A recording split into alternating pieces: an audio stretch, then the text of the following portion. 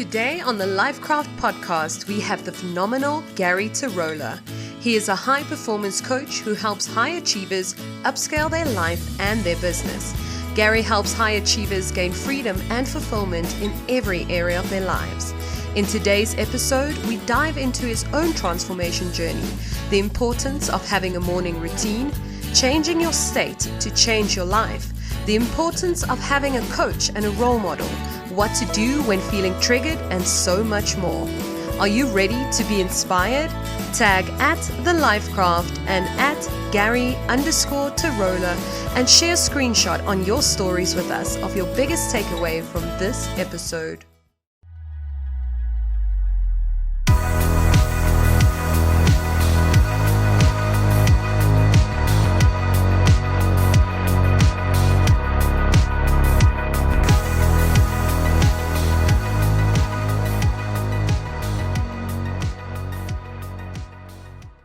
With the substance abuse and the addiction, if someone's listening to this now and they haven't had that moment of clarity, but they're in that spot where they know they can't go on with this. You know that spot. All of us have had it go on for quite a while, and everything inside of you is saying, this can't last any longer. This can't go on. I can't go on like I'm going on right now, but you don't have the courage to break out of it already. You talk about breakthrough a lot.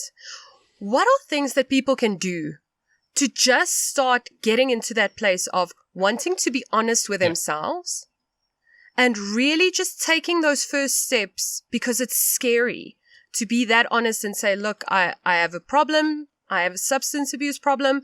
I have whatever. I might need help, or I need to go get help. What can they do in that moment? So it's going to be actually the opposite of what can they do, because so we live in a world where we've been really structured into trying to figure out theoretically everything around us. We've had to theoretically figure out what is the strategy, what is it that we have to do, and the to do and the strategy really comes last. The to do and the strategy is easy. Like you can go into Google now. We live in a world where there's more information put online than 100 years, like 50 years ago, So the strategy and the to-doing is easy. It's like, what is stopping you from doing that stuff? Because at the end of the day, success leaves clues, right? So you can look at anyone, like for me, I go out and mirror the greatest coaches in the world, because I want to know exactly what they did, because I want to compress decades into days. That's essentially what I want to do. I want to compress decades into days. The strategy is easy, but the only way I can show up in that strategy and show up in the to-do part of life is really to be. And what I mean by to be is it's something called state, story, strategy. And so state is like, what is your state that you're coming in with? Are you coming in with the state of like, I really want it for attention? Are you saying, I really want to sober up? I really want to sober up because your partner wants you to sober up? Or do you have a higher than self reason to sober up? Because I wanted to sober up many times in my 6 year, longer, since I was 13. So 13-year escapades of binging and doing all sorts of things. But I only really encapsulated the state. And my state was,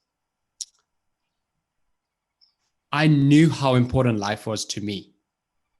For that moment, I knew how important life was to me. Why? Because I actually knew that deep in my heart, deep in my guts, that there was a part of me that wanted to serve other people. And I want everyone to know, you get to change your state by using your physical body. This is why I stand when I do podcasts. I stand when I work all day. It's because here's the thing. If you think of someone, a very successful person that's done so much in their life, what do we think of? Like, do they think fast or do they think slow?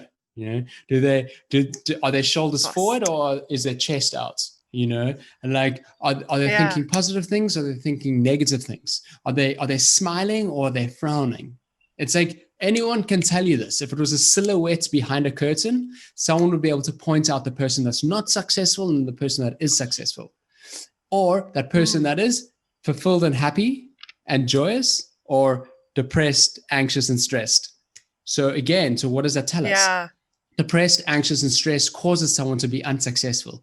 unsuccessful doesn't just mean monetary reasons. Success is whatever you deem it to be. And that is something I'm going to ask everyone.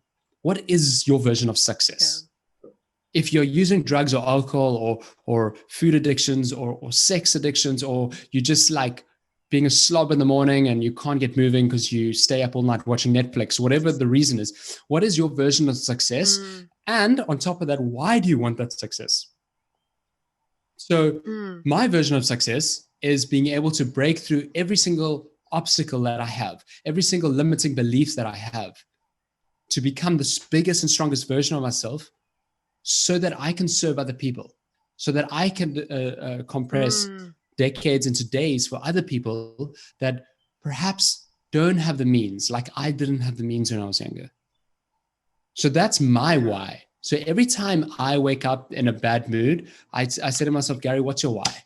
And I change automatically. I change my shoulders. I change my chest. I move my body, because we create a positive energy flow when we energy and motion, right? We create positive emotions when our energy is in motion. And that means moving.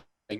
I'm not saying to people, go and start triathlon like I did at the time. I don't do it now, but like this morning I went for a walk. I knew I had to get onto calls today. So I went 40-minute walk. I did 100 push-ups. Yeah. And I prepare my state and emotions to show up in that version of myself that I want to show up in, even if I don't feel like it. And that's why I always advocate a morning routine. So morning routines are your most powerful tool. I've got quite an extensive morning routine, but if people don't have a morning routine, I always say start with something. And the first thing that you can start off with is getting up and making your bed. When your alarm goes off, get up. Like if you're going to snooze your alarm button, you're going to snooze your life. Like get up, you make your bed, and that's the first successful thing that you get to do in the day. You create a version of success in your day. The way you start your mornings is the way you carry out your success protocols in the day. And I wholeheartedly believe in creating your state with your physiology and your movements, and learning to celebrate yourself. So if you could see, how do you do that?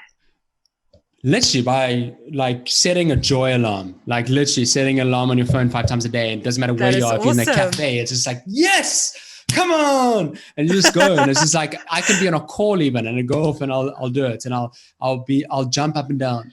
Like I've yet to see someone in an upset mood, in a stressed mood, that jumps for more than a minute and is still pissed off. You cannot jump and be pissed off at the same time. Yeah. You cannot be in a state of gratitude and be angry at the same time. So again, it always leads back to state. And that's what I want people to remember. So if you want the strategy for addicts in here, if there are any addicts, if there are any alcoholics, if there's anyone battling with any substance or physical addiction or anything like that, I need you guys to embody, who are you? What is your why? Because in those moments of addiction, there are moments of clarity where you know what your why is. And if you still don't know, what is that gut feeling? What moves you in your stomach